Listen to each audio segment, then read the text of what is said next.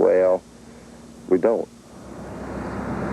So every time you go out there and spray something, that takes away from the bottom line.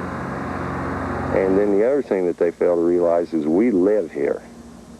And we don't want to pollute any groundwater. Because chances are we're going to drink it before the city people will.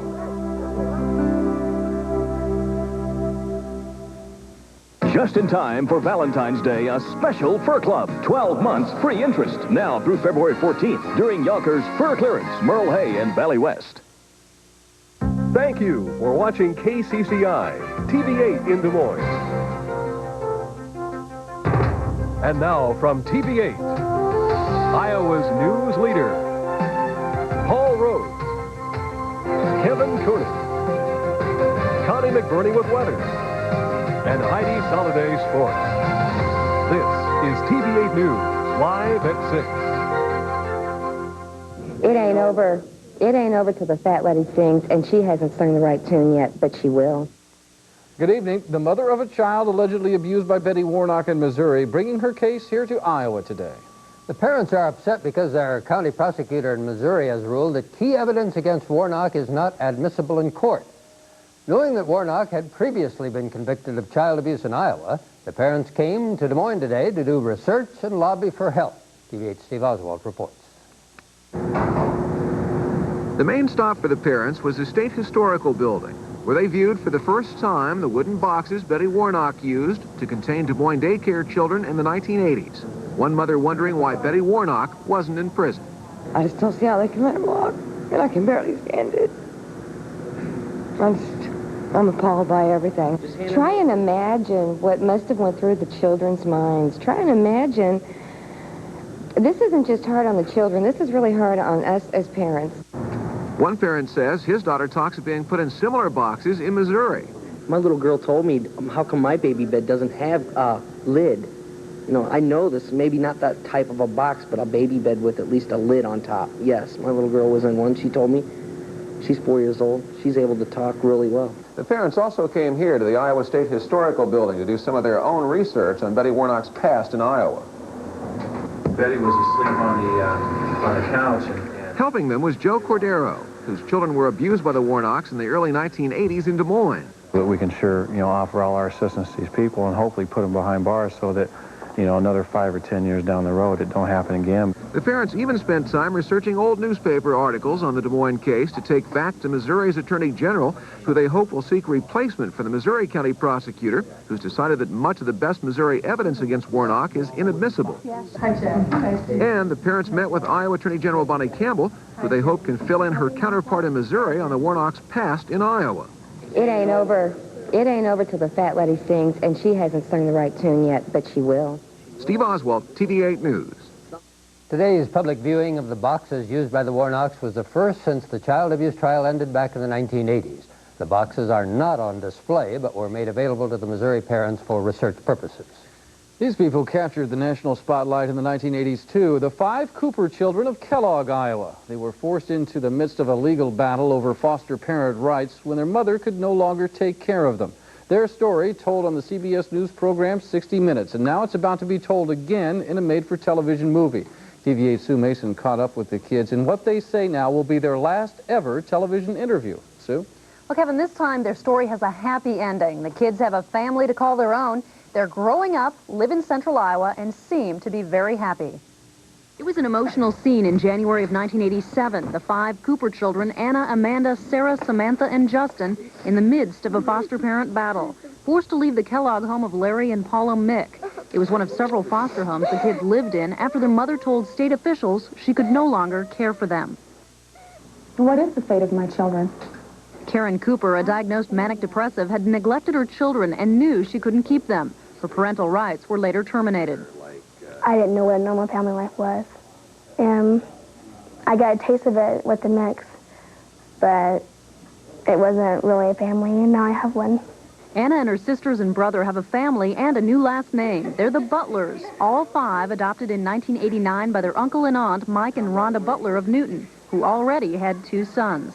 The main thing that we were concerned with was keeping the family together, keeping all the children together, and not separating the family. And we did that. But it wasn't easy to adopt the kids. The Butlers, even though they were related, spent a frustrating 5 years trying to get the kids into their home. We'll have much more on the Butler family on the news tonight at 10. All right, thanks, Sue. The alleged triggerman in the Dallas County murders is on trial now in Creston. Opening arguments today in the first-degree murder trial of Harris Evans. TV8's Jeff Greenwood, live via News Star 8 with details.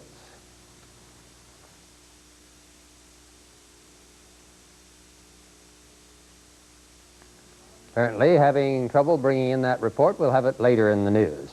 A former Des Moines police officer is asking for a second chance. Dennis Sorensen today told a judge he wants to start over with his life. Sorensen admits he used police money to pay an unauthorized informant, later pleading guilty to one felony charge of falsifying a public document. Fellow police officers testified on Sorensen's behalf today. He will be sentenced later. Prison time unlikely. In Altoona, the mayor today put the city's police chief, Britt Adair, on administrative leave in connection with an incident last month. Now, the mayor won't say just what Chief Adair did or why he is being taken off the job temporarily, but a hearing on the matter will be held March 1st. Chief Adair has been Altoona's police chief for 4 years. A reminder that residents will have a chance tonight to speak out about Des Moines police conduct at the first of 4 public hearings this week. The first hearing is at Moulton School at 710 College in Des Moines, and it begins at 7:30. The Des Moines City Council is holding the hearings in response to the alleged police beating of Larry Milton of Des Moines. Police have denied using excessive force, but welcome the public's input. TV8 City Hall reporter Todd Magel will have more on the testimony tonight on the news live at 10. Des Moines fire investigators looking into the cause of a blaze on the city's north side today. A fire broke out at the William Bright home at 1045 18th Street this afternoon. The daughter Bridget was home at the time and escaped safely. Authorities estimate the fire caused about $15,000 damage. Now we'll bring in that report from Jeff Greenwood in Creston, the first-degree murder trial of Harris Evans. Jeff? Well, Paul, in opening arguments today, the prosecutors and defense attorneys gave 2 entirely different portrayals of Harris Evans. Evans is the second of 4 defendants accused of killing 2 people near Adel and wounding a third on July 12th. Prosecutors say Evans is the mastermind and triggerman, but the defense says Evans is a victim. Defense attorney John Wellman doesn't dispute his client was in the Dallas County farmhouse that night, but he says Harris Evans was forced at gunpoint. In his opening argument, Wellman says Evans is the only one of the 4 defendants who's not in the Crips street gang, and the 3 others conspired to make Evans the scapegoat. Wellman says authorities fell for the story. They're mad at him because he solved the case, he cooperated, he told the police the truth. That's how they got to be arrested. Wellman tells the jury that if Evans was the mastermind, he'd have been armed, masked, and would have profited from the robbery. Wellman says none of that happened, and Evans shot no one. But prosecutor David Wallou says Evans not only planned it, but drove the others to the farmhouse and shot all 3 victims. All 4 defendants are guilty, equally guilty under the law. As the court will tell you. But it is this man that pulled the trigger. A key witness in this case will be Joey Wheels, a co-defendant who struck a plea bargain agreement in exchange for his testimony. Wellman says Wheels is a liar who made a deal with the devil to get out of 2 first-degree murder convictions. Now, you just saw Wheels testifying at the Douglas Jones murder trial last month. His testimony was key in convicting him. Wellman hopes to rip that testimony apart in this trial, and there's still 1 defendant to be tried left. That's Troy Muir. Paul? Thank you, Jeff. Well, Senator Tom Harkin posted a record win in last night's Iowa precinct caucuses, but really, what does it all mean? As TV8's Sarah Jarvis tells us now, Harkin sees it as a jump start to his campaign. Others say they're not so sure. This is a great jump start. This is a better victory than I guess I could ever imagine. Senator Harkin greeted an enthusiastic crowd, saying with 1 landslide victory under his belt, he has the momentum to take his message all the way to the White House. But those who keep an eye on political campaigns say since Harkin was expected to win the caucuses anyway, it means little outside Iowa. Last night simply means that Senator Harkin escaped a potential disaster. Harkin's big win helped attract plenty of reporters and cameras while campaigning in Concord, New Hampshire today, but he still has a major battle ahead. The latest poll out of New Hampshire shows Harkin a distant 4th, although his approval rating has increased slightly in the last week. A lot of people, not just the press, but a lot of Democrats tend to think that his brand of economic populism just does not win elections anymore. Goldford says Harkin has to finish ahead of fellow Midwesterner Senator Bob Kerrey if his campaign is going to survive after New Hampshire. Sarah Jarvis, TV8 News. The New Hampshire primary, of course, 1 week from today. Sarah Jarvis will be in New Hampshire next week following the Harkin campaign and sending back reports on the TV8 News live at 6 and 10. And still to come, chance of light snow in the forecast, and in sports, honors for a former Hawkeye star. John Walters with that story.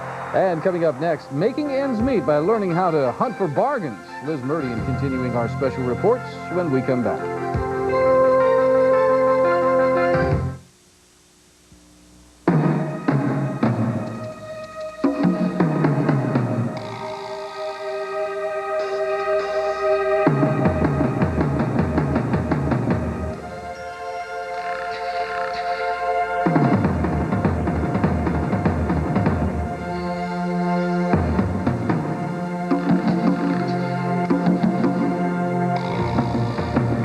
Brings home the tropics.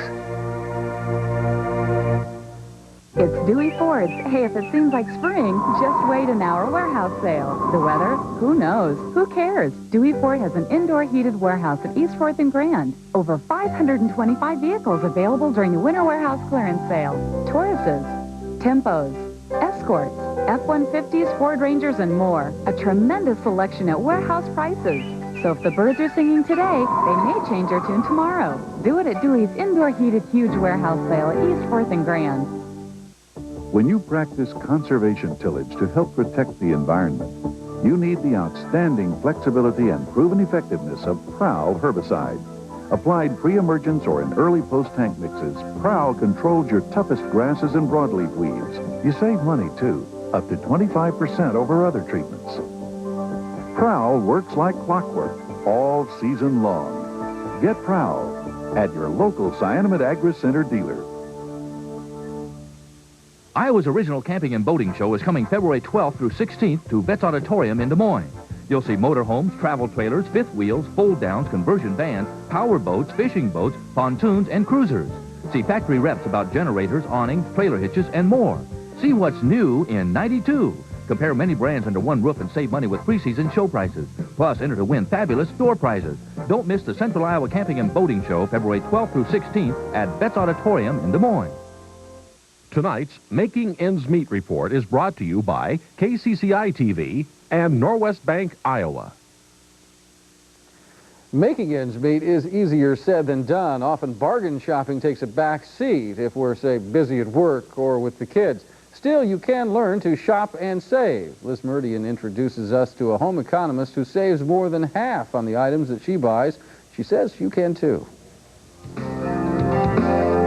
Margaret Van Ginkel admits she can be a shopaholic, but shopping and saving money is her job. She's also a Polk County Extension home economist and budget counselor who follows the same advice she gives others.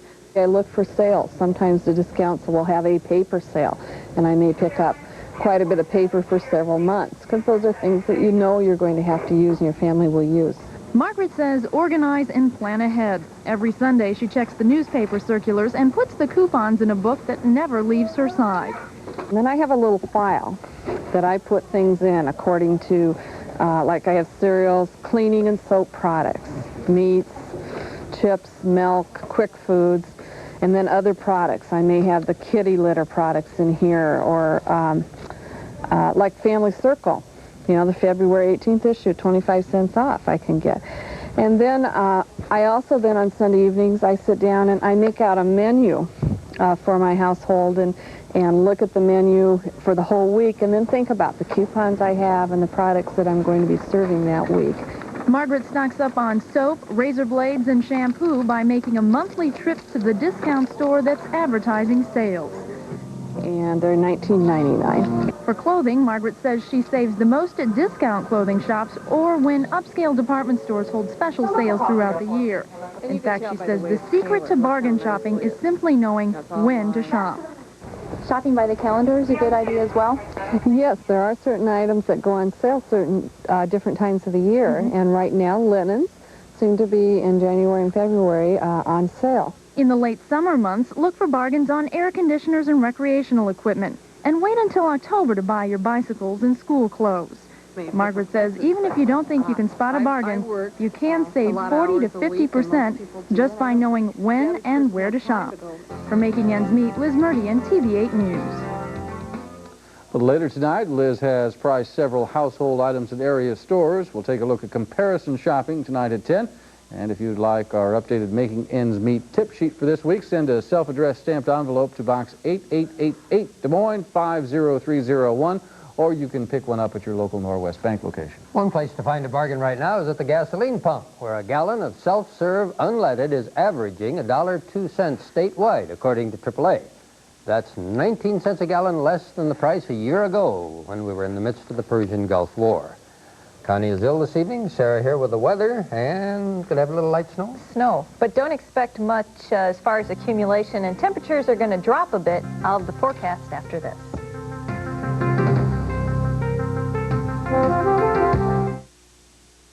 Lock in performance. Lock in low cost. Lock in safer handling.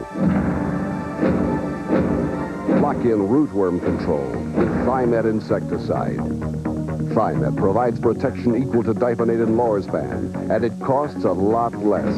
And now, get Thimet in the new fast-loading lock and load closed handling system. So look again at Thimet and lock in more profits. I looked for the first time at all these forms and said, I have no idea. H&R Block is prepared for you. I was frightened, so I did go to H&R Block to alleviate a lot of pressure. It's a great feeling to help someone. She was so knowledgeable, I was totally impressed. I want my clients to feel confident about their tax return. We stand behind our work and guarantee